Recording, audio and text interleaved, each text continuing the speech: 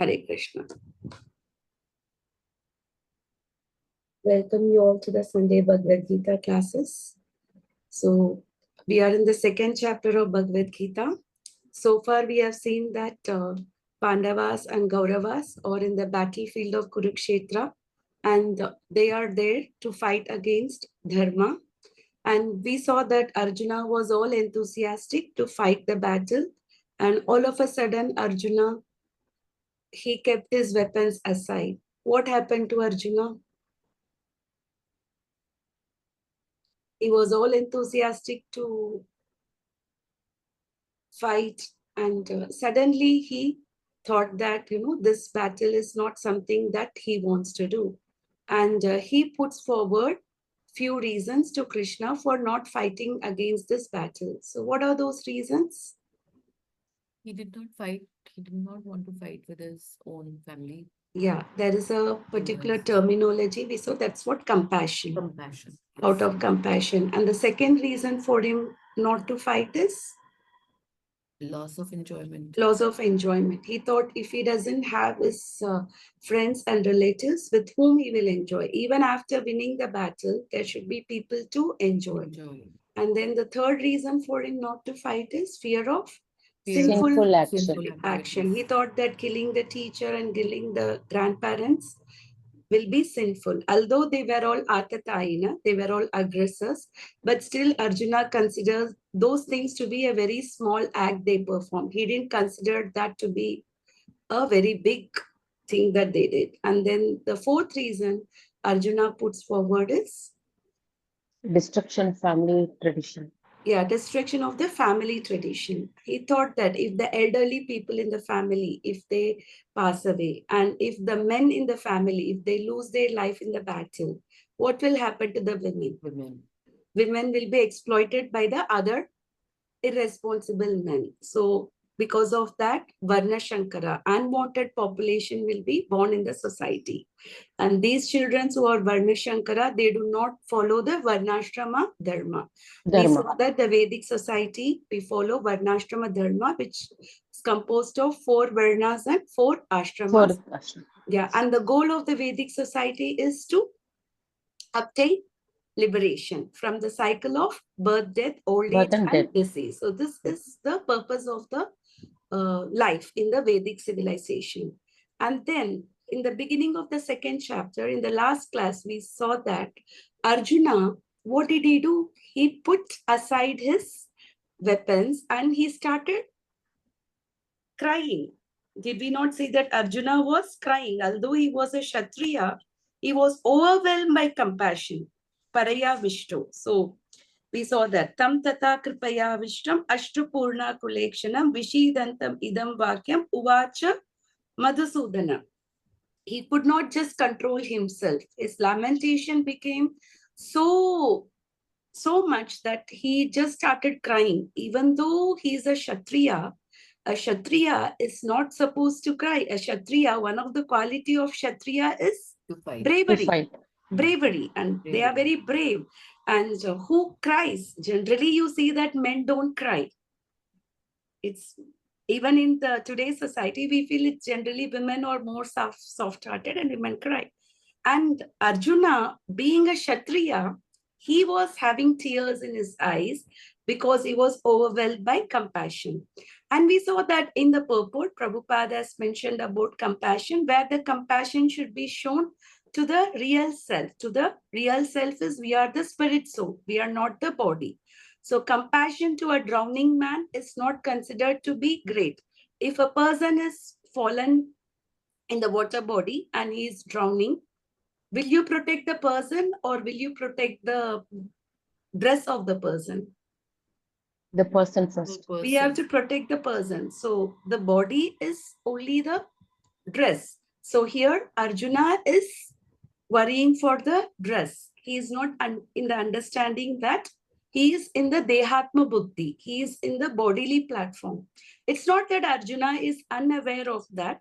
Just because he was chosen to speak Bhagavad Gita by Krishna, we see that Arjuna is acting as a common ignorant man in these situations. So we'll go to the today's sloka. Please repeat after me. Shri Bhagavan Shri Bhagwan. Shri Bhagavan Uvacha Kutasva Kashmalamidam Kutasva Kashmalamidam Vishame Samupastitam Vishame Samutpastita Anaryajustam Asvargyam Anaryajustam Asvargyam Akirtikaram Arjuna Akirtikaram Arjuna Kutasva Kashmalamidam Kutasva Kashmalamidam Vishame Samupastitam Vishame Samupatitam Samupastitam Anaryajustam Asvargyam Anaryajustam Asvargyam Akirtikaram Arjuna.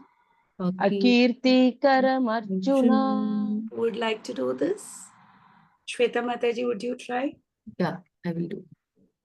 Shri Bhagwan Uvacha Shri Bhagavan Uvacha Kutatva Kashamal Idam Kutasva Kashmalamidam Tasvatasmaitam Vishame Samupasthitam Vishame Vishame Samupastitam Samapushpit Anarya Justam Asarvakyam Anaryajustam Asvargyam Akirti Karam Arjun. Akirtikaram Arjuna. Arjuna. Shri Bhagwan Uvacha, the Supreme Personality of Godhead said, Uta, wherefrom, Tva, unto you, Kashamalam, dirtiness, Idam, this, lamentation, Vishame, in this hour of crisis, some Upastitam, arrived, Anarya, persons who do not know the value of life, Jushtam, practiced by Aswargyam, which does not lead to higher planets, Akirti, infamy, Karam, the cause of Arjuna, O Arjuna. The Supreme Personality of Godhead said, My dear Arjuna, how have these impurities come upon you? They are not at all befitting a man who knows the value of life. They lead not to higher planets, but to infamy. Okay, we will just, it's a big purport, so we'll go by parts. So before going to the purport, I would just like to give a little bit of explanation and then we will go to the purport. So far we have seen 47 slokas of Bhagavad Gita and Krishna never spoke. So for the first time, he is speaking. He was only listening to Arjuna all these time. And here it is not mentioned as Krishna Uvacha. We saw so far it was Dhritarashtra Uvacha, Sanjaya Uvacha, Arjuna Uvacha, Duryodhana Uvacha. But why is it not mentioned as Krishna Uvacha and it is mentioned as Sri Bhagavan Uvacha? He's the only God. That is why it is written as Sri Bhagavan Uvacha. Otherwise, it should have been Krishna Uvacha. So here clearly it is established that he is the Bhagavan. So it is mentioned as Sri Bhagavan Uvacha. So in this purport, Prabhupada has explained 75% of the purport is explaining about the supremacy of the Krishna, about the qualities of Krishna, about understanding the God. Who is God? There are transcendentalists who understand God in three different stages. Who some understand him as Brahman, and some understand him as Paramatma. But the ultimate understanding of the God is Bhagavan. So these are the three stages of understanding of the God by the transcendentalists. Who are transcendentalists means? Who want to get out of this material world, who knows that we are not the body, we are the spirit soul, and they know that this is not the place for us to live. Because this is a place of birth, death, old age, and disease. These things are not nice to us. Correct? We don't want to become old, but we become old. We don't want to die, but we die. So All these things are happening in this material world. So the transcendentalists, they want to get out of the miseries of this material world. So even among the transcendentalists, not everybody is in the same level. So the Jnana yogis, or the one who are considering God to be the effulgence, Brahman effulgence, like a sun. We have sun planet, and we have a sun disk, and we have a sunshine. So the sunshine is also the part of the sun. So Bhagavan, because he is compared to Koti Surya, he has a lot of effulgence. We cannot just see one sun in the midday, during the summer. Is it possible for us to look at the sun? It's so glaring, we cannot see the sun. And Bhagavan is Koti Surya. So the effulgence of the God is so much, and that is called Brahma Jyoti. And the Jnanis, they settle down with their understanding of Krishna in the form of a Brahma Jyoti. So they would like to merge with the Brahman. They think that, okay, we are not the body. As long as we are in the material body, we are subjected to karma and this. But once we get out of this body, we can become one with the God. We ourselves will become the God. We'll merge with the God. So that is the understanding of the Jnana Yogis. Brahman effulgence is true. It is not that it is not true. However, the understanding is partial. It is not complete. So we see somebody is studying in the primary, somebody is studying in the secondary, and somebody is studying in the graduation. All of them are studying. We cannot say that they are not studying. So when you study till 5th grade, you have some understanding of the subjects. And when you study till, let's say, around 12th grade, you have little more understanding. And when you do like graduation and post-graduation and doctorate, like you have more understanding of that subject. So similarly, this Brahman effulgence, understanding the God as Brahman, is a preliminary stage of understanding of the God. And then the second stage of understanding is Paramatma. So they are little more advanced than the Jnanis, who are mostly the Ashtanga yogis. They try to mechanically control the breathing process by following yama, niyama, pranayama, and all those processes, so that they are trying to see the God within themselves. They are called as Param. Param. They are Ashtanga yogis who would like to see the God in the form of a super soul. So they are little more advanced, like there is sunshine and there is also the sun disk. So they think beyond the effulgence, they think as Paramatma, and they know that Paramatma is present everywhere. And then the final stage of understanding of the God is Bhagavan. That is understood by the devotee. He is the personality of God himself. He is just not the energy, or he is just not the Paramatma, but he is a personality of God himself. Because there is a sun, and the Shastras mention that there is a sun God, and his name is called Vivaswan. It is mentioned in the 4th chapter. So in the sun, we have a sun God. Everybody prays sun. We all pray sun, don't we? We know that sun is a God, right? There is a kingdom, and sun, when there is a king. So it is understood that when there is a king, there is a kingdom. So similarly, when you understand in the ultimate form of the transcendentalist, which is a Bhagavan, the other features are already understood. For example, if you have 1 lakh rupees with you, it is understood that you have 100 rupees within, you have 100 rupees. I won't ask you, you have 1 lakh. Okay, do you have 100 rupees? Will I ask you? 100 rupees is present within the 1 lakh. So this higher stage of understanding of Bhagavan means you have understood all the other forms as well. In a way, they are non-separable from each other. Brahman, Paramatma, and Bhagavan. But the rest of the 2 features are only partial understanding of the God, whereas understanding God as a Bhagavan is the ultimate feature of the Lord. So this is what Prabhupada has explained in the first paragraph. Now you can just read through the purport, please. Yeah. Purport. Krishna and the Supreme Personality of Godhead are identical.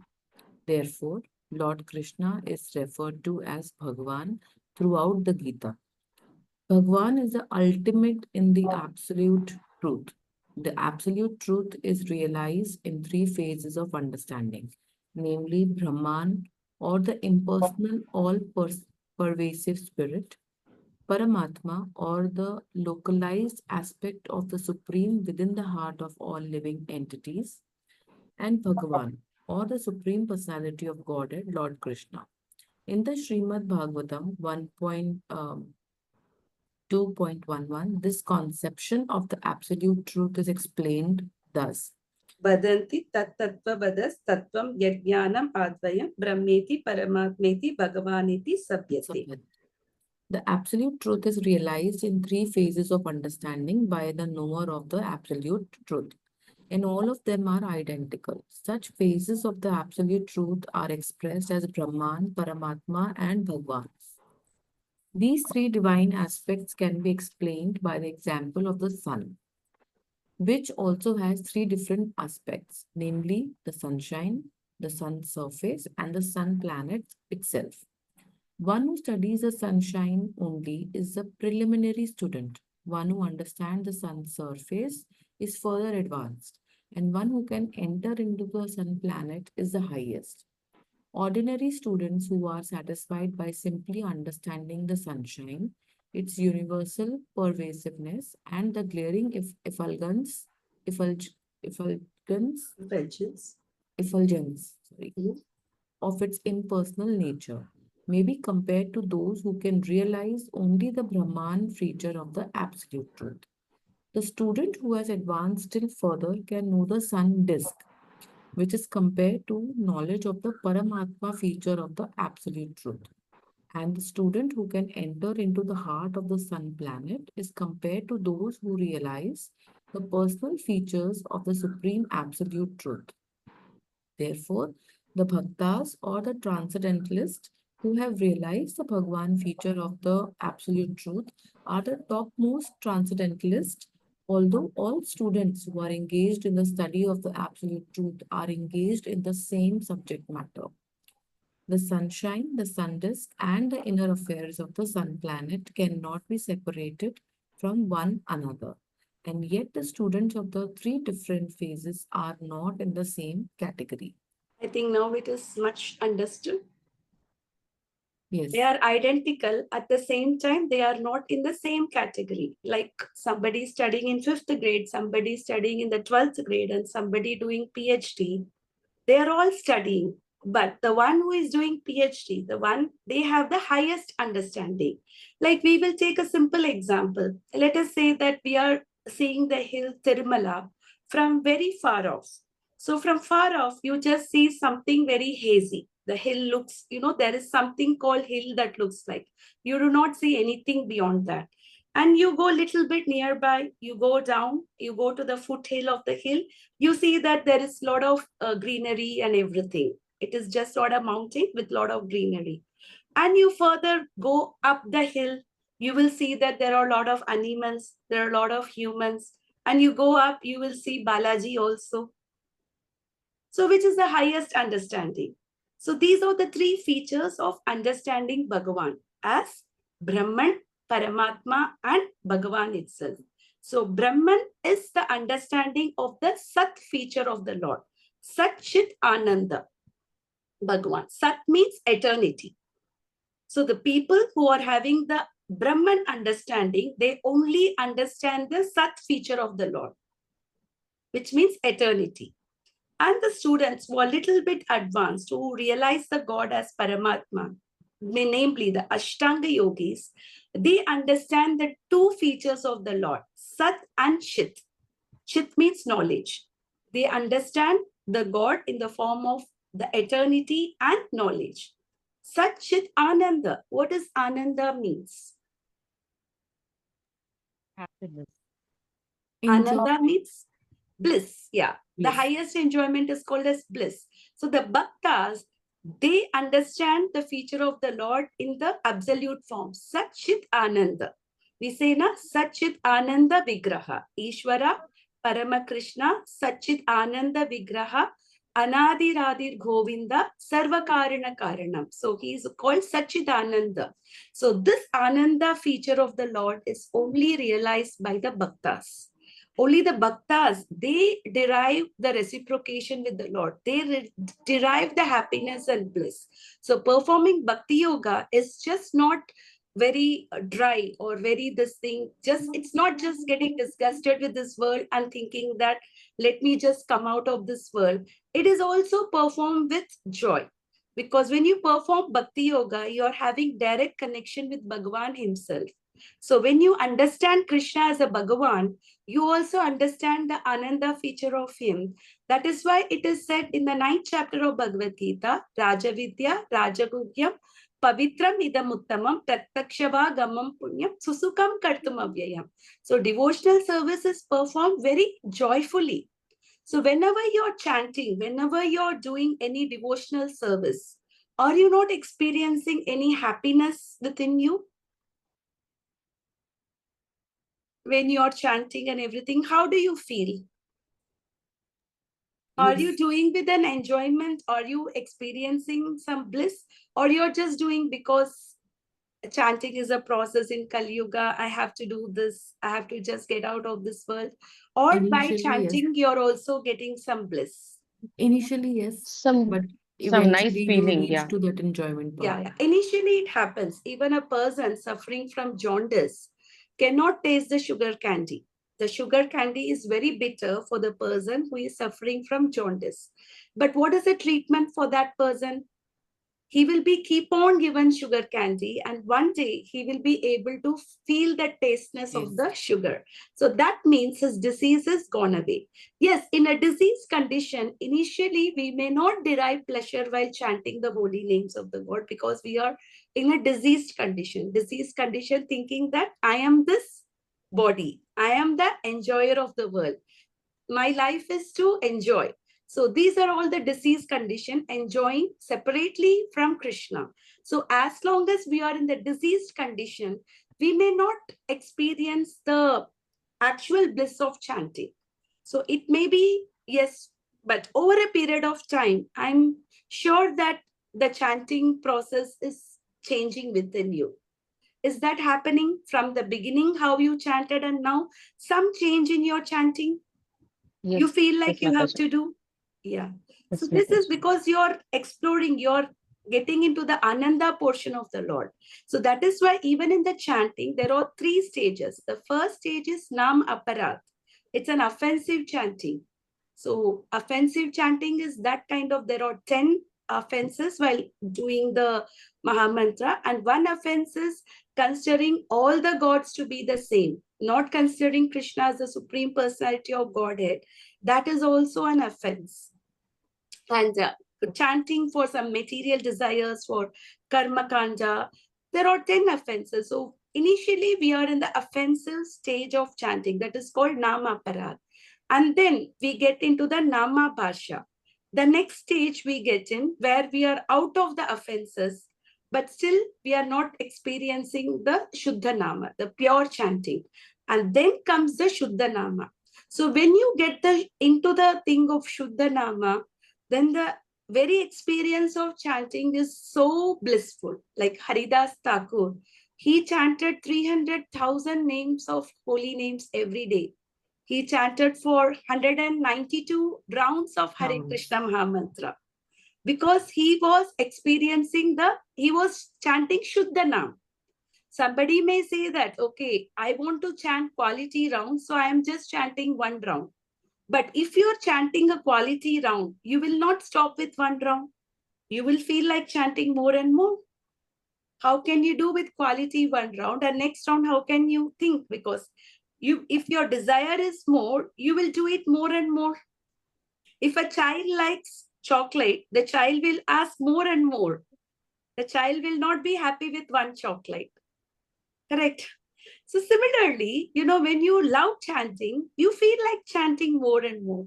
Yes, these are all the stages of realization, but having understood even theoretically that Krishna is a Bhagavan, he is the supreme personality of Godhead, and going with that, the very way in which you can get to Shuddha Nam is, even though you chant with Nama Aparad, keep on chanting, chanting, chanting. So while we keep on chanting, chanting, chanting, one day we will feel that we will get into the Shuddha Nam. And for that, two things we have to do. The main purpose of the tongue is to chant the holy names and to taste Krishna Prasadam. So the tongue should be engaged only in chanting the holy names of Krishna and by accepting the Krishna Prasadam. Sevon Mukohi Jigvaho. So with the tongue, we start the devotional process. Just with the tongue, we can start the devotional process. And by doing this, we can gradually get into the Shuddhana. Okay. So is it clear, this example of Brahman, Paramatma and Bhagavan, the three features? The other two features are true, but they are not complete. Their understanding is partial. So we cannot say that they are wrong. God cannot be, yes, that is also one of his feature, but that's not him completely. Okay. So we'll go to the next aspect of this purport, where Sri Bhagavan Vacha, Parashara Muni has given the quality of a Bhagavan. Who is a Bhagavan? There are 6 qualities for a person, anybody to be a Bhagavan. There is a definition for God. You cannot just say that I am God, you are God, and everybody is God. If somebody is God, there is a definition for who is the God. So a God is the one who has Shat Aishwarya, who has 6 Aishwaryas in him. Aishwaryasya, Samagrasya, Veerasya, Yashasya. So he is the one who is all beauty. What all the things present in him in fullness? Beauty, knowledge, fame, knowledge, renunciation, wealth, strength and renunciation. So these are the 6 qualities, Aishwaryas, which are present in the God, whomsoever is God, and in what quantity? In fullness, 100%, not even 99.9999%. So all these qualities are present in that particular person full. So somebody might be, even in the material world, we get attracted to the 6 features. If somebody is wealthy, we get attracted to that person. If somebody is beautiful, we get attracted to that person. If somebody is famous, we get attracted to that person. If somebody is strong, we get attracted to that person. If somebody is very knowledgeable, they can speak on anything, we are very attracted to that person. If a renunciant, if a sannyasi comes, a sage comes, of course we are attracted. We need to take our blessings to them and we admire their renunciation. Right. So these are the 6 features that even in this material world that is attracting us. But it is not present in fullness. Even one feature may be present to fullness, but the other feature may not be present. Somebody might be very rich. For example, Ambani is very rich and he is also famous. But he is not beautiful and he is not a renunciant. Correct. But Krishna, he has all these features in fullness. He is all beautiful. You cannot even take one particular feature of Krishna which is not beautiful. And he is all famous. He is a Sarvaloka Maheshwaram. He is the master of all the 3 worlds. He is well known in every world, whether it is upper planetary system or middle planetary system or the lower planetary system. Krishna is known everywhere, Sarvaloka Maheshwaram. And he is all wealthy. It is said that just one of the room of Krishna, the opulence or whatever the GDP of that particular room, the precious stones and whatever he has, it's more than the entire GDP of this world. Can we understand how wealthy is Krishna? He's super wealthy. We cannot compare Krishna with any of the richest person here. And renunciant, when Krishna came in the form of Chaitanya Mahaprabhu, in 24 years, he had a beautiful wife, he had a mother, and he just went for renunciation. He took sannyasa because he wanted to spread the holy name. And people in India, generally, they listen more to sannyasis or more respected.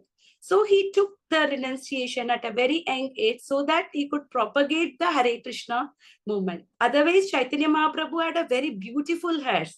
If you see some of the pictures, he had a long hairs, very beautiful. And he gave away everything. And he can be a renunciant also. He has everything, but he can give up everything also. That's not easy for anyone, right? You have everything and you just give up everything. In reality, nothing belongs to us. Everything belongs to Krishna. Isha Vashyam Idam Sarvam. All the raw materials are from Krishna only. The sun acts according to his direction. Everything, the raw materials are produced because of Krishna. So everything belongs to him. Actually, none of us in this world can say that we are renunciant. What is there for us to renounce? I will go to Shweta Mataji's home and I'll say that I am renunciating the refrigerator there. What will you feel? It's no big deal. Not a big deal. I am doing, not you. I am doing. You will think it is not belonging to you. Yes. How can you renunciate? How can you Is it yours? I give up this. I come to your home and I say that I renounce that. First of all, it doesn't belong to me. Then how can I renounce something that doesn't belong to me? Correct. That is about the renunciation. It's about, first of all, for us in this world, everything belongs to Krishna. Nothing belongs to us. So we saying that I am renouncing is also not a very right word, because if we have to renounce something, first of all, we need to own something. Actually speaking, we don't own anything because everything belongs to him. Without raw materials, can anything be made? Nothing can be made. Correct. So this is about Krishna. So he has all these opulences in fullness. That is why he is called as Bhagavan. And this Aishwarya, the Shat Aishwarya, is present in fullness only in Krishna feature, not even in the Narayana feature. Okay.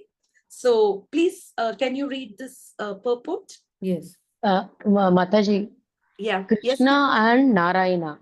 Yeah. They what are is- the same. We will go further. In the next paragraph, I will explain about the expansions.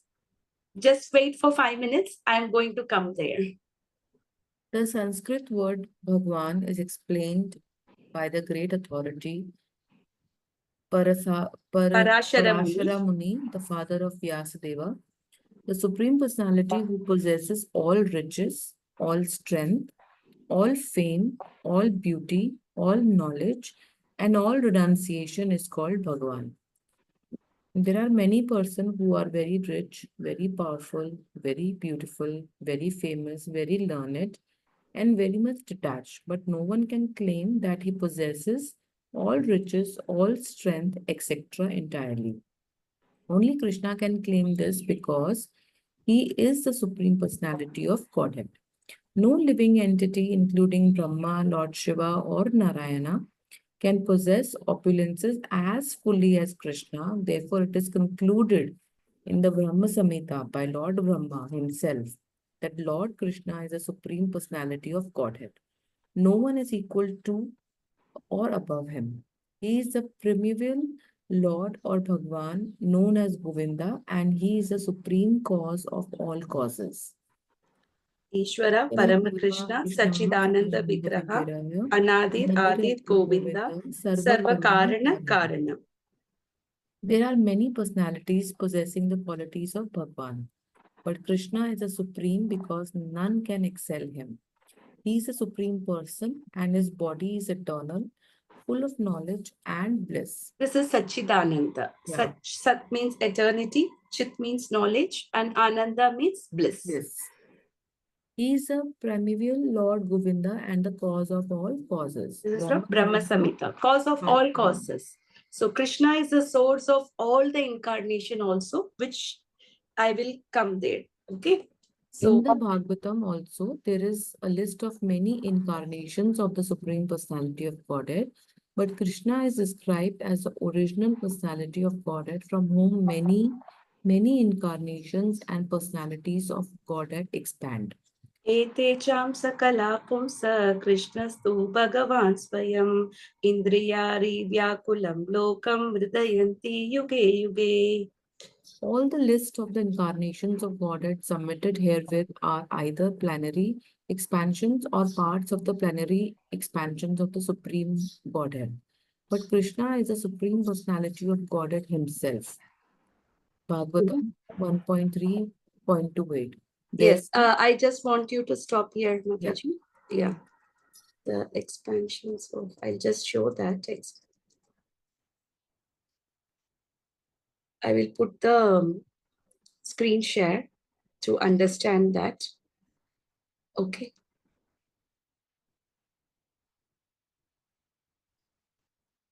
So to know that how Krishna is the cause of all the causes, it is pretty new. Even it was new for me also until I read Srimad Bhagavatam. Okay, so we can see that in the top is the screen visible. Okay, so we saw that Krishna is the cause of all causes. Ishvara Parama Krishna Sachidananda Vigra Anadi Radhi Govinda. So from Krishna, the immediate expansion is Baladev, which is Balaram. Okay, so all the other incarnation of Krishna comes from Baladev, not from Krishna. First expansion of Krishna is Baladev. And from Baladev comes quadruple expansion. Vasudeva and Sankarshana, Pradyumna and Aniruddha. Okay, and from Sankarshana, again there is an expansion of Narayana. And from Narayana, again there is a second quadruple expansion of Vasudeva, Sankarshana, Pradyumna and Aniruddha. And from Sankarshana comes Mahavishnu, which is Garbhodakshayi Vishnu. And Garbhodakshayi Vishnu further expands as Garbhodakshayi Vishnu. And Garbhodakshayi Vishnu further expands as Shirodakshayi Vishnu, which we will see. I will explain the three Vishnus also separately. But till this, is it clear? The expansion of Krishna? It is little technical. It is explained in Srimad Bhagavatam in the chapter Incarnation of Krishna. So this is what it is. So Mataji, can you share this? Yeah, I will Is share. it just an image with you or how? Yeah, I will. This I took from the net only. I will share this. Okay. Maybe this looks little blurred. The thing is, I will try to look for a better image and I will tell you. So this is how the expansion happens. So all the expansion, the material world, they are all coming from Mahavishnu, which is Karnodakshayi Vishnu. I will further put that in the Goloka chart. I will show that how the other expansion comes. Okay. So is it visible, the other chart now? So we spoke about the three Vishnu, Mahavishnu, who is also called Karnadakshayani Vishnu. So this is Mahavishnu. From Narayana, after the second quadruple expansion comes Mahavishnu. We saw that, right? So this... Tanuja, Mataji, where it is it? Can you point out with the... Yeah, can you see that here? This is Karna Vishnu. Okay. Yeah. So this is coming from the second quadruple expansion. From the Narayana comes the Mahavishnu.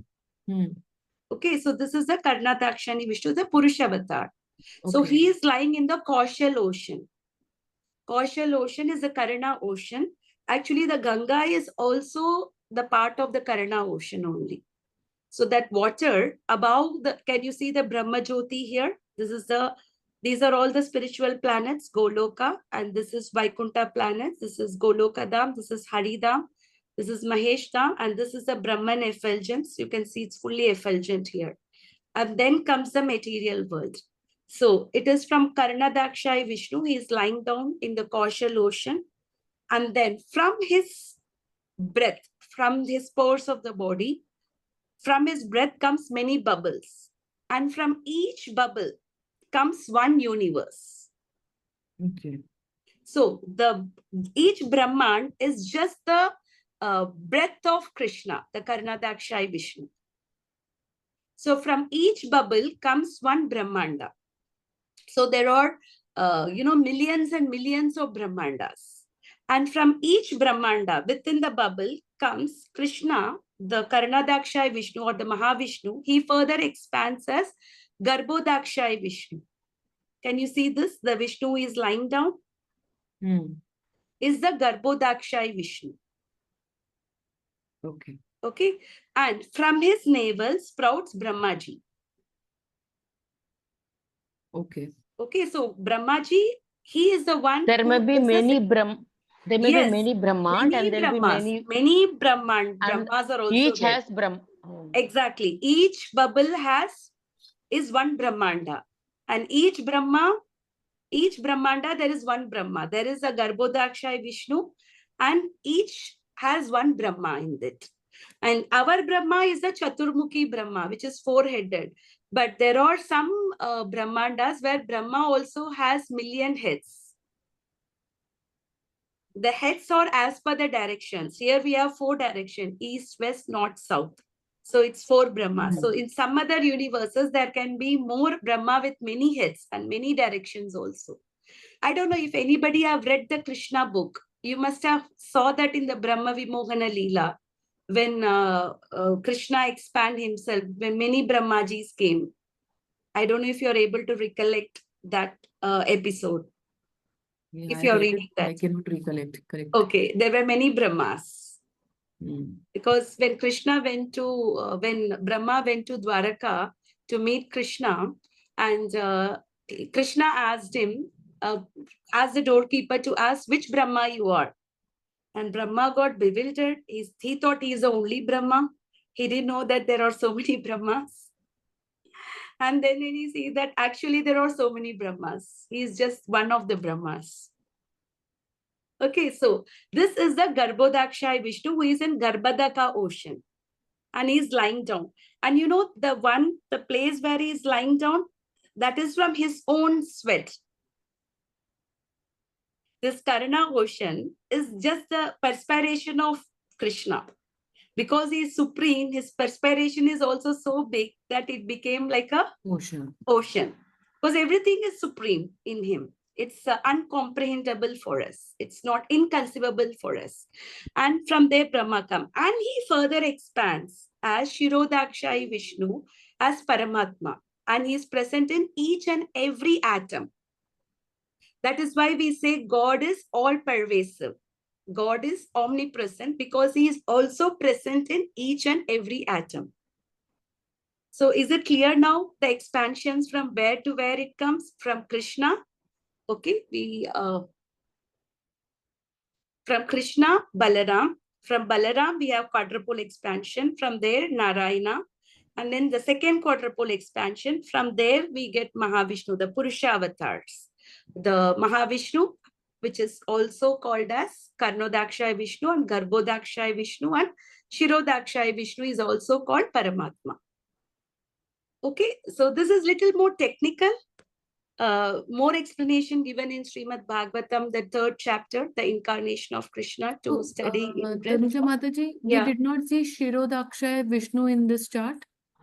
He is all pervasive. If you see, it is very small, no? The clarity is very less. He is present as Paramatma. Means he is present in each and every atom, basically. Okay. So, no, from this bubble, Brahmaji Each also bubble comes out. Yes, each bubble comes one Brahmand. No, And which is okay. So, yeah, Brahmaji also comes out in this. yeah, And the Garbhodakshaya Vishnu also comes in this. yes. Along Each with bubble Brahma. has a Garbhodakshay Vishnu. Okay. And from Garbhodakshay Vishnu only Brahma comes from his navel. Okay. Brahma is coming from the navel. Can you see the navel, the lotus sprout? Yes. From the navel of the Vishnu. That is okay. The one, okay. Then the inside the From there bubble only is Brahma Garbhodakshaya comes. Vishnu. Brahma is coming from Garbhodakshay Vishnu. Okay. In fact, he is the mother and father of Brahma. Okay. Krishna is the source. So Brahma comes and he creates the 14 planetary systems. We have upper planetary system, middle planetary system, and the lower planetary system. The Earth is in the middle, and the other planets like Bhuvarloka, Swargaloka, Janaloka, Tapaloka, and Brahma Loka, they are all the upper planetary system with more facilities to live. And then we have lower planetary system like Atala, Vitala, Sutala, Patala. These are all the lower planetary systems. That is called the Patala. Okay, so each, it is just a Brahman. So even if you're going to the Swargaloka, that is also within the material world. It is not outside the material realms. Within the bubble, you mean to say? Yeah, bubble is Yes. a material world. It's dark. It's fully black. Unless there is no sun, there is material world is fully dark. Okay. But you see the other world, there is no darkness at all. In the 15th chapter, Krishna says, Na tad bhasayate suryo na shashanko na pavakaha yadgatva na nivartante taddhama paramamama. In my planet, there is no sun, there is no moon, or there is no electricity or fire. That is Krishna's planet, because Krishna himself is effulgent. So there's no need of sun or anything. So here the material world is darkness, and there are thick coverings, if you see. Each covering is 10 times thicker than the other covering, the 7 elements like earth, water, fire, air, ether, mind, intelligence, false ego. These are all the coverings. So it is very hard to come out of this thick covering. So only way to get out of this material covering is by chanting the Hare Krishna Maha Mantra. We can come out of the thick covering. Otherwise, even if you go to Swargaloka, which is also not very easy, still we have to come back to the material world again. You're not getting liberated from the cycle of birth death. See, this is just a bubble. When Krishna exhales and inhales, the world is, the Brahmand is gone. And each bubble is the Brahma lives for 100 years. And one day of Brahma is 1,000 Chaturyugas. And each yuga, you know, Satya, Treta, Dwapar, and Kali. Kali is 4,32,000. Dwapara is 8,64,000. And Treta is 12 lakhs and something. And Satya Yuga is 16 lakhs something. So this comprises of one Chaturyuga. Like that, the 1,000 Chaturyugas is just a day of Brahma. And then 1,000 Chaturyugas for his night. Like that, Brahma lives for 100 years. So we can understand how insignificant is our life and our time in earth. Correct. We have so far taken millions and trillions of lifetimes. There's a saying, Brahmanda Brahmite Kone Bhagyavan Jive. We have been wandering from one Brahman to another Brahman, wandering. We, the living entities, are wandering.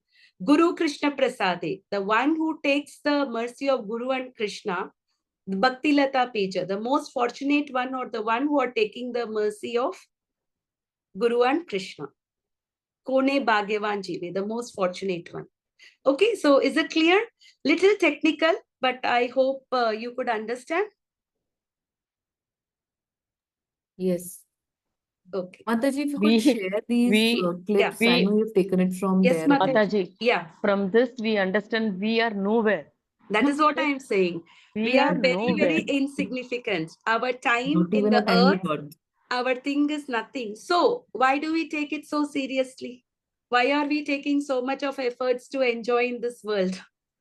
Rather do bhakti and get out of this world. It might be a tapasya, controlling our tongue, controlling. But by doing this, you're coming out of this material world once and for all. Correct? Correct. That is why we should not consider this very particular life to be very significant. I remember once Radhanath Swami said, this life is compared to the tip of the pencil, compared to the sheets and sheets of paper. So that many lifetimes we have lived. So sense gratification is available in all species of life. Even the dogs have sense gratification. Even the cats have sense gratification. Pigs have sense gratification. Having got a human form of life, even now, if we are engaged in gratifying our senses, then what difference we make? We don't make any difference, right? Durlabham manusham janma. This human form of life is very rare.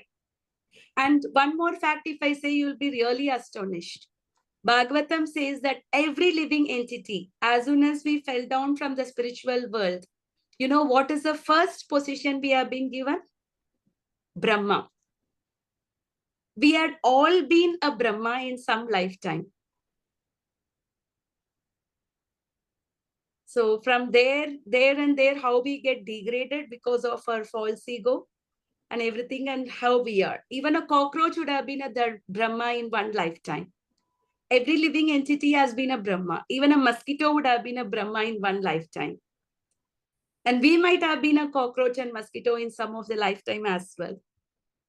So this is just these living and dying. It is just a part of the material world.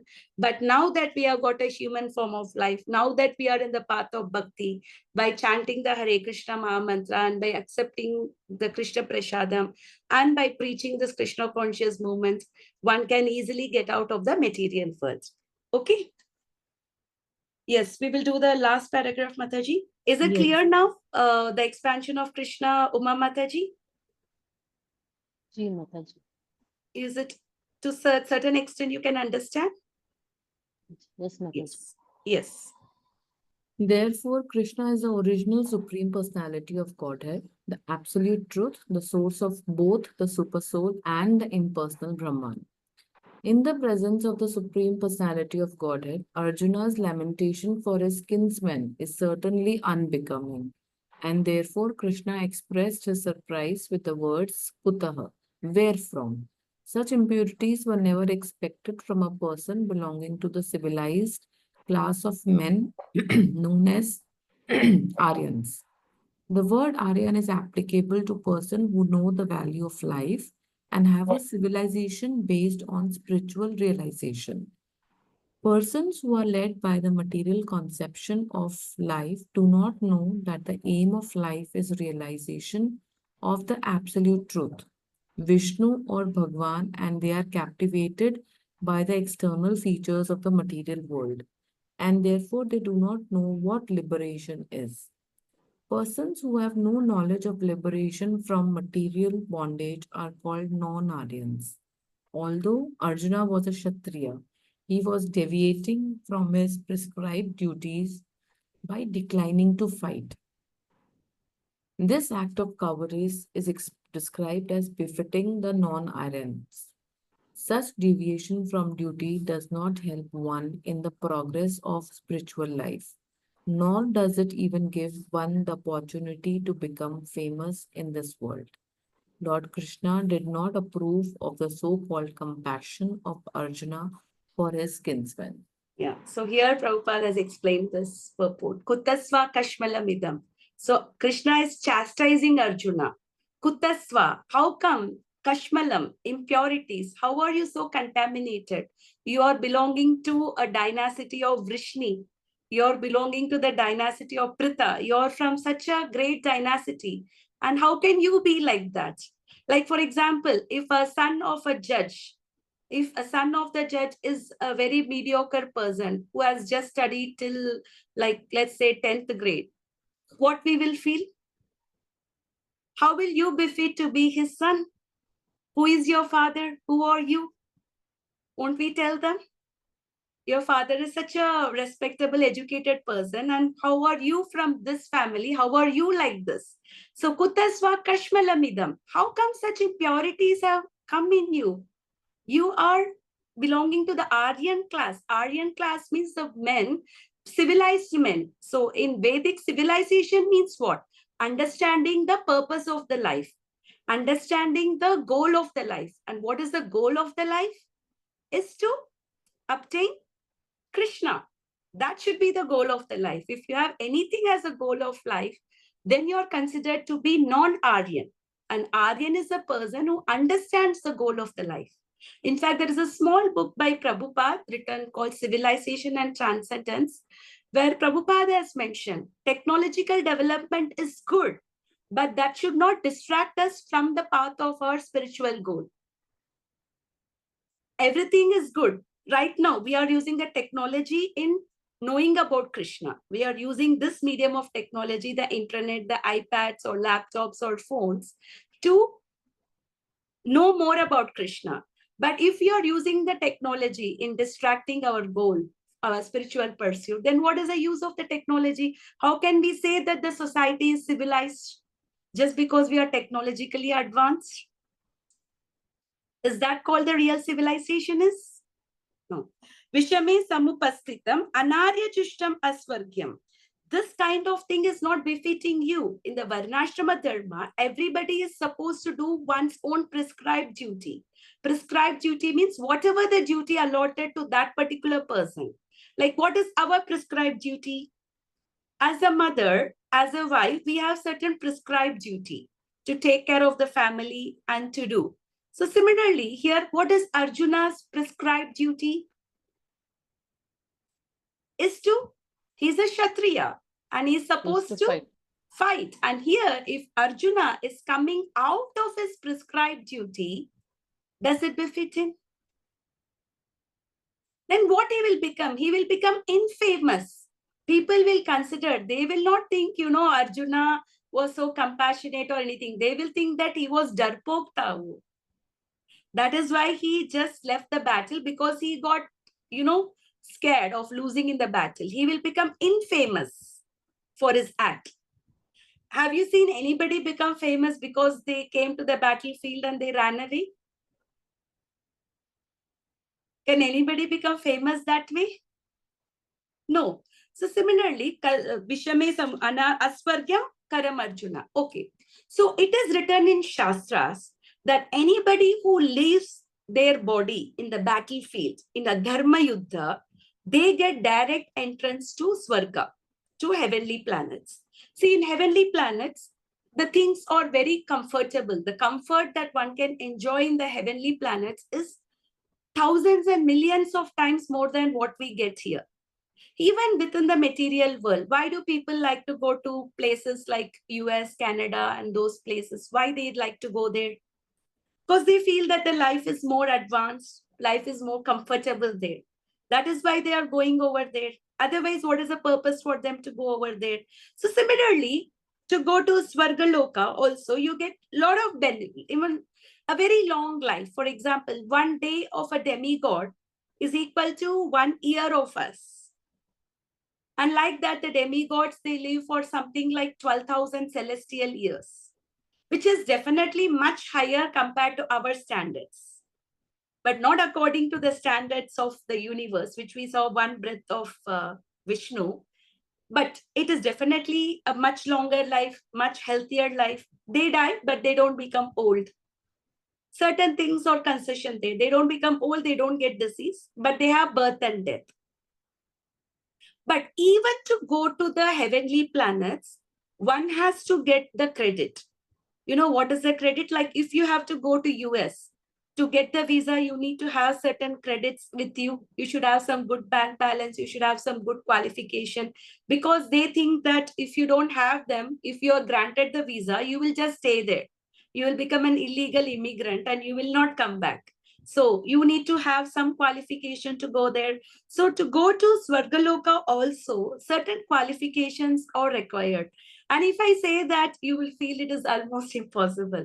So the Shastra says that if one has to get an entrance to Swargaloka, for thousands, hundreds of lifetime, one should not have spoken a single lie. Is it possible? For us, even not to speak a lie for 1 day is also very difficult sometimes. For hundreds of lifetime, a person should have not said any lies at all. And second thing is, he should perform a lot of austerity, like Pitrus. He needs to satisfy them a lot of things. So these are all the qualifications required to go to Swarga. Even going there is not easy.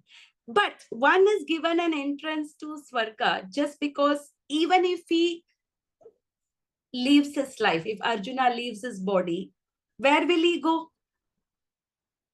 He will go to Swargaloka because he has left his body in the battlefield. So why are you worried? Neither you will get the Swargaloka or you will become famous. That's what Krishna is saying. You can see that. Such deviation from the duty does not help one in the progress of spiritual life, nor does it give you one opportunity to become famous in the world. Lord Krishna did not approve the so-called compassion of the Arjuna. It is the so-called compassion. It is not a real compassion. So because Arjuna is acting in terms of the Dehatma Buddhi, he did not act as a learned person knowing the purpose of the life is to go back home, back to Godhead. That is what Krishna is disapproving. So the very first time Krishna started speaking, what did he do? So patiently he heard to Arjuna so far, and he gave him heavy chastisement. So in the next sloka, he will further give him much more chastisement. So we will stop here for today's class. The next sloka, we will take it in the next verse. Okay, Mataji. Any questions or any realization or any comments regarding today's sloka? Yeah, Dhananjay Mataji, Yeah. the opulences which you had mentioned, it's little off, but can you just prepare maybe in writing only, like what is the Hindi meaning of each opulence in Hindi word Yeah, sure. We can do. against Yeah. each English, Yeah. just for the better Understanding. using the Yeah. better words when you speak. Yeah. Only I'm talking about myself. No problem. I can probably take the Hindi Bhagavad Gita book and look for the equivalent words, and we can put it across. So, are you all convinced that Krishna is a supreme personality of Godhead? And by satisfying Krishna, you're satisfying all the demigods?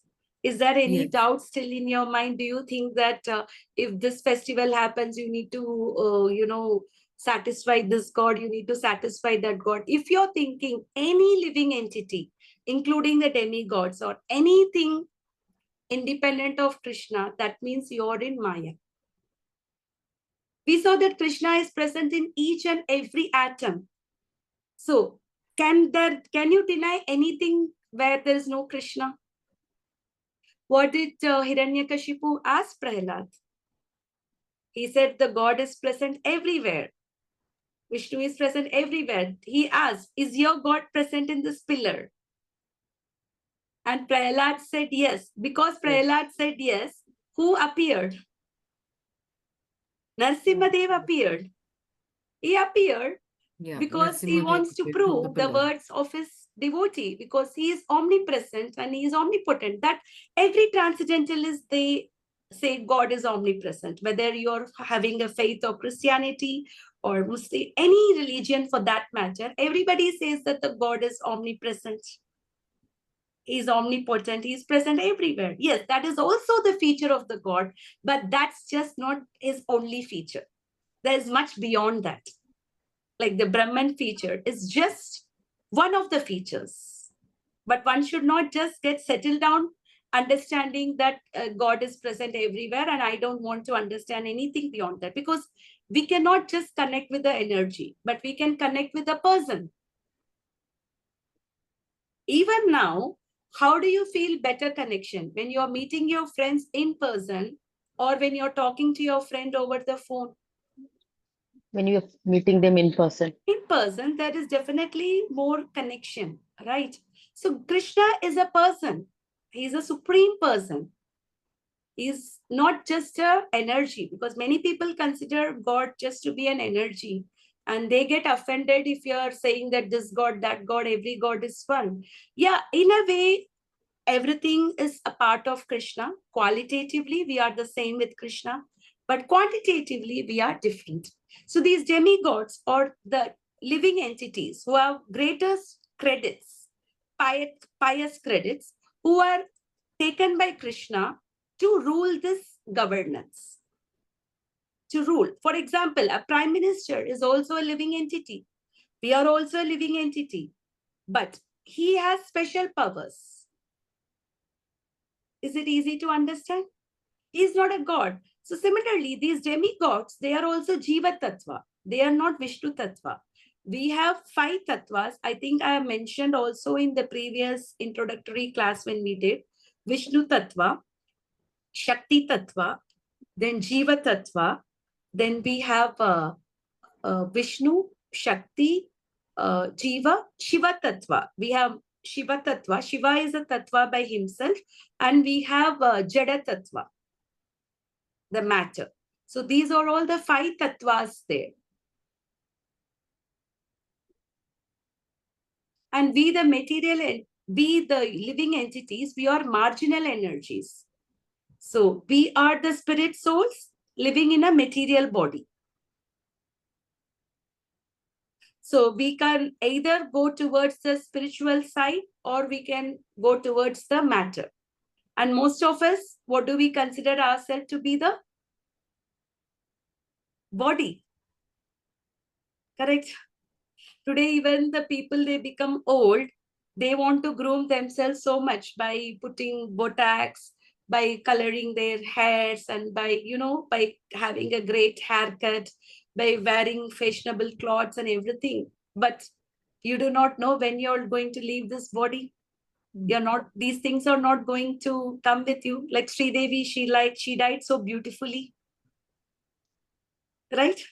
Is it going to help you? No. It's only the spiritual credits, whatever you have done to establish your relation with Krishna. This is the one which is going to take you. Neha Bikramanasosti Pratyavayona Vidyate Swalpamapyasya Dharmasya Trayato Pahato Bayan. Even a little bit of dharma that we do, it will take you of the greatest fear. What is that fear? Fear of coming back to the animal species again. Because even the human form is not guaranteed. Unless otherwise, we have some credits. Dullabam Manusham Janma. Among the 84 lakh species of life, human form is the highest. 4 lakhs out of 84 lakhs. What is the probability, Mataji? What is the percentage? Less than 5%? Yeah, around 6, 7 actually. Yeah. So it's very less probability even to get a human form of life. So at least if you're doing some dharma, at least a human form is guaranteed. That's what Krishna says further in the second chapter. So therefore, whatever we are doing now, whatever we are chanting, whatever we are hearing, whatever austerities you do, whatever you are doing for the preaching of Krishna consciousness, any kind of Lakshmi that you're donating, all these things are going to be in your eternal bank account. They will never go away. But if you're donating to some orphanage or anything, that will not go to your eternal bank account. That will go in your punya account. Pious credit, by which you will get a higher birth. Can you understand what you will get? But that will not get you the spiritual credit. So if you want to get a spiritual credit, you need to perform activities with Krishna consciousness. That will give you a spiritual credit. Okay, so all these credits, whatever you're doing, even for you to read Bhagavadgita, Srimad Bhagavatam, chanting, hearing to the classes, they are all your spiritual credits, which will help you to go back home, back to Godhead. That is another account which is just maintained for you to go back home, back to Godhead. You can see when I showed the Goloka chart, is it so easy to get out of the material world with a thick covering?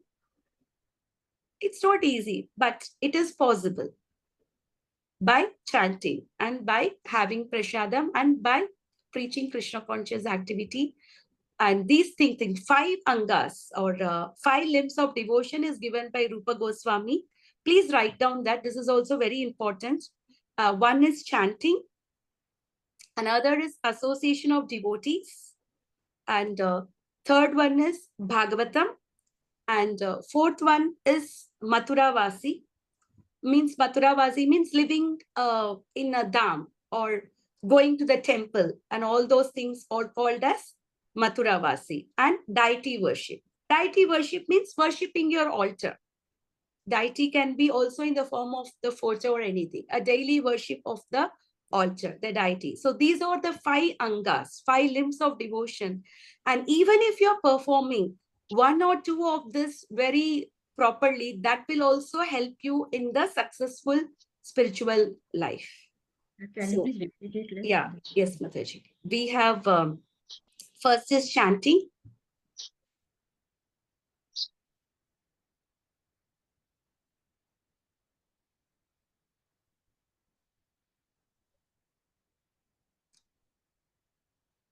Association of devotees. What is association devotees, Mataji? Means association, we. being like a sangha now. This is an association of devotees. Okay. You're hearing in the association of devotees, participating in the whatever, in the satsang. Yeah. All those things are association with devotees. Bhagavatam is hearing and Bhagavatam, reading and hearing of Srimad Bhagavatam. Because Bhagavatam is Krishna himself. Everything about Krishna is from Srimad Bhagavatam. Even today, whatever we saw, the incarnation.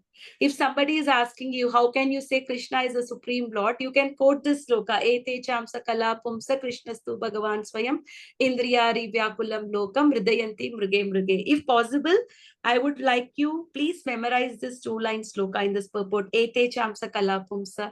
Because when you're trying to preach Krishna conscious to someone, people might ask, how can you say Krishna as a Supreme Lord? Where is the evidence? So you can say that this is an evidence from Srimad Bhagavat Mahapuran,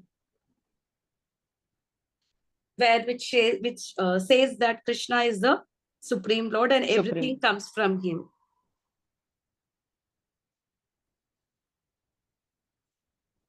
It was new for me also. Until I read Srimad Bhagavatam, even I did not know that Krishna is the cause of all the causes.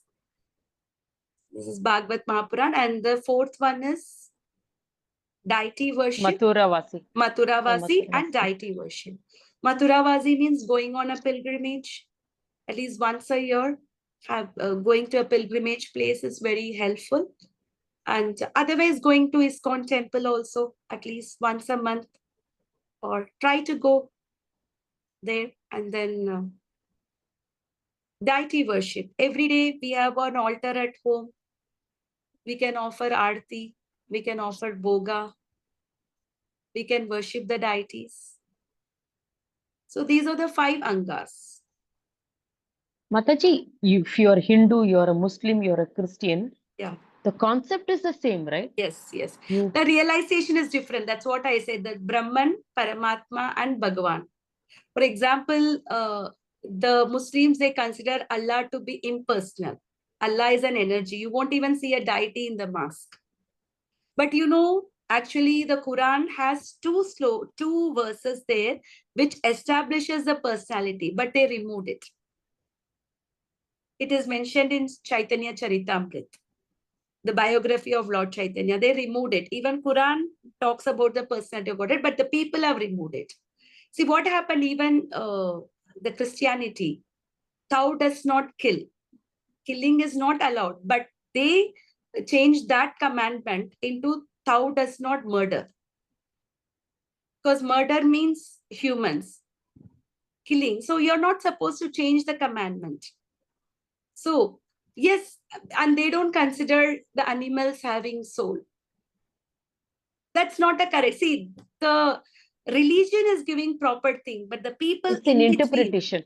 They have interpreted wrongly, because of which there is a deviation in their understanding. But if you see, whatever Jesus has said, even he has said one particular verse, I'll just take that. That's a beautiful saying by Jesus. What does he say? Yeah. Christians say, what profit a man if he gain the whole world yet suffer the loss of his eternal soul? Is it not in line with Bhagavadgita, what Jesus said? He gains the whole world yet suffers the loss of the eternal soul. He did not do anything for his soul, but he gained. And this one, Steve Jobs, he has mentioned these words before his death. He felt that he has not done anything for his soul. This is also there in Christianity, but certain things, commandments, certain things, they misinterpreted. Otherwise, Prabhupada said, you know, he didn't say that you just worship any God. If you know your God, if you know the address, you worship him. He did not say that you only worship this, you only worship. Develop love for God. But in fact, Christian says son of God. Muslim says messenger of God. But here Krishna says Sri Bhagavan Uvacha. You know, he did not say that, you know, Krishna Uvacha. That's what he said, because he is Bhagavan. Aham sarvasya prabhavo matta sarva pravartate. Everything comes from me. Both the material and the spiritual world comes from me. That is also mentioned by Krishna only. You know, when we are taking the children class, one of the girl was asking me this question that is Krishna not egoistic? That he says that I am the God, I am the thing. So the reply I gave was, if a principal says I am the principal, will you say that the principal is egoistic? You're asking a principal, who are you? She says, I'm a principal. You will say she's so egoistic, she calls herself as a principal. You won't say, right? He says because he is the God. So there's nothing called the ego here. Okay, Matajis. Is everything clear? Be little heavy, Mataji. Mani, the Lot of the information in today's thought, slokas. Yeah. no, the feeling. Yeah. I never thought. See, it's again I. Okay, Yeah. but No, it how is for we all are of us. nobody. We We are are for all of us. nobody. Yeah. Even when So to I'm strong think as, that I yeah. am nobody Yeah. itself, thoda heavy. To think the thought of I am nobody here itself is. That will Uh, crash our false ego. Our real ego is Jivera Sarupo Hoy, Krishnera Nityadas. We are all the eternal servants of Krishna. But Krishna is very lovable. He loves each and every one of us. It is said in some of the Shastras, when a Jiva comes back to Goloka, Krishna faints out of love. You forgot me so long. Finally, you remembered me and you came. You know, Krishna faints himself. He has so much of love. We are all forgotten, rebellious children of Krishna who left him and came. But he's all ready to welcome us. He wants us back. Basically, Krishna wants us back. It is we who think ourselves to be the enjoyers of the world, and we are turning our face away from Krishna. But if we are even putting one step towards Krishna, Krishna helps us with 10 steps. I'm sure we all are facing that. Our efforts is less. By Krishna's mercy only, we are able to do more. On our own, how many rounds can we chant? Maybe one or two rounds. By Krishna's mercy, today we are chanting 16 rounds. So he is helping us. It's not we who are doing. For us to get this knowledge is also given by Krishna only. And Mataji, so today, for those who are not there in Mahendra's splendor, Uma Mataji, we have a Ram Navami festival today, yeah, yeah. 5 to 8. Please try to come. Yeah. It will be a nice festival with Katha, Kirtan, and as we said, association of devotees. It's a very good, opportunity for you to associate with the devotees and everything. Please try if you can come. Uma Mataji is already coming. Meera Mataji, is it possible for you to come?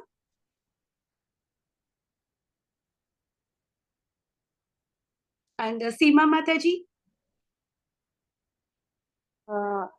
Yes, I'll try to come. Please come, Mataji. You're just in Yes. dreams, not very far. If tomorrow wishes, then if I Yeah, have time. correct. I know tomorrow Vishu is there, but at least for some time. Yes, sure. Meera Mataji? Ma'am, I will let you know, ma'am. I'll just Yeah, let you know, ma'am. I know Thank you. because of Vishu, there is a lot of other things, not tomorrow being Vishu. Okay. Thank you. Okay, and Sneha Mataji, you also please try to come. It would be really a good festival here. So you're most welcome to be a part of this festival today evening. Okay. Yes, Mataji. Okay. We'll do the Narsimha Pranam mantra. Ji Mataji.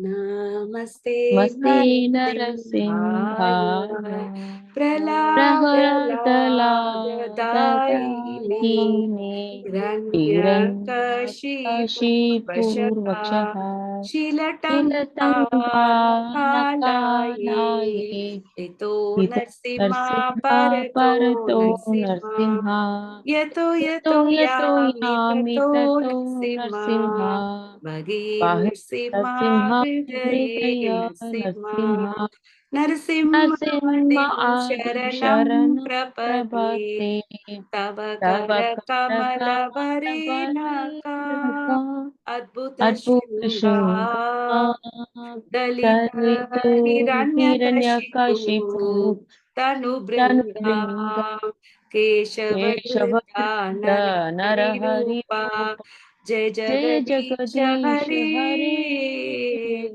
Jaya Jai Jagadisha Jagadish Hari Hari Jaya Jai Jagadisha Jagadish Hari Hari Jaya Jaya Narasimhadev Narsimhadev Jaya Jaya Narasimhadev Narsimhadev Jaya Jaya Narasimhadev Jaya Narsimhadev Jaya Narasimhadev Narsimhadev Jaya Jaya Prahlad Prahlad Maharaj Jaya Maharaj Jaya Prahlad Prahlad Maharaj Maharaj Jaya Jaya Prahlad Prahlad Maharaj Jaya Jaya Prahlad Prahlad Maharaj Jaya Jaya Jaya Jaya Prabhupada Prabhupada Prabhupada Prabhupada Prabhupada Jaya Prabhupada Jaya Jaya Jaya Prabhupada Prabhupada Jaya Jaya Gurudev Gurudev Gurudev Gurudev Gurudev Gurudev Jaya Jaya Jaya Jaya Gurudev Gurudev Bhakti Vigna Vinashata Narasimha Bhagwan ki Jai Jai Bhakti Shiromani Prahlad Maharaj ki Jai Srila Jai Prabhupada ki Prabhupada Jai ki Bhagavad Jai Gita Asitis ki Jai Assatis ki Jai Vancha Kalpatarubhyascha Kripa Rupascha Kripa Sindhubhyacha Sindhubhayeva Patitanam Patitanam Pavanebhyo Pavanebhyo Vaishnavebhyo Namo Vaishnavebhyo Namo Namaha Namaha Ananta Koti Vaishnav Kodi Vrinda ki Vaishnava Jai ki Srila Jai Shri Prabhupada ki Jai Bhagavad Bhagavad ki Jai Gita Asitis ki Jai. Assatis ki Jai So Narsimha is Bhakta Vigna Vinashaka. Bhakti, whatever the hurdles that we are facing in the process of bhakti, by praying to Narsimha, he removes all the hurdles.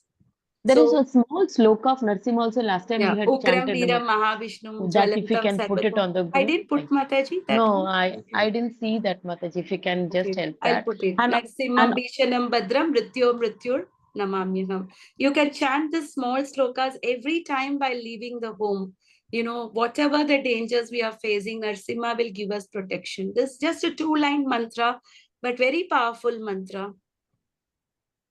And also, Mataji, if you can just chant this Ite Kamsa Kala, Ete cham sakala if you can also pumsa chant it on krishnastu the group. bhagavan swayam indriyari vyakulam lokam hridayanti yuge yuge. I will chant and I'll post. It's a good sloka to memorize. You know, if somebody is asking, how can you say that Krishna is the Supreme Lord? No, you can give them a reference. Again, the soul is very conditioned. Not everybody is going to accept it. But we are all chosen people by Krishna. Krishna says, Bahunam Janmanamante Jnanavan Mam Prapadyate. After many, many, many lifetimes, Jnanavan, the one with knowledge, obtains me. What is that? Vasudeva Sarvamiti. Vasudeva is everything. Samahatma Sudurlabha. Such a soul is very rare. So, Krishna is only telling us, you know, talk about me to others. He did not tell us make others as devotees. Whether they become devotee or not, we are not responsible for that. But we can talk about Krishna to everyone. We can preach Krishna consciousness to everyone. We can make our attempt to give Krishna to everyone.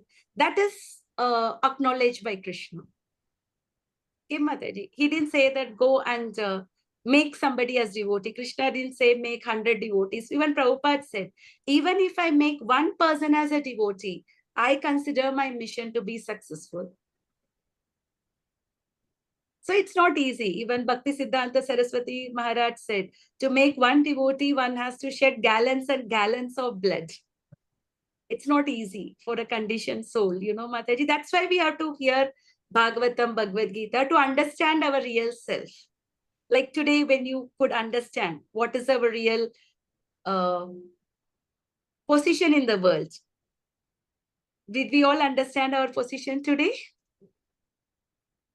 How insignificant we are? Yeah.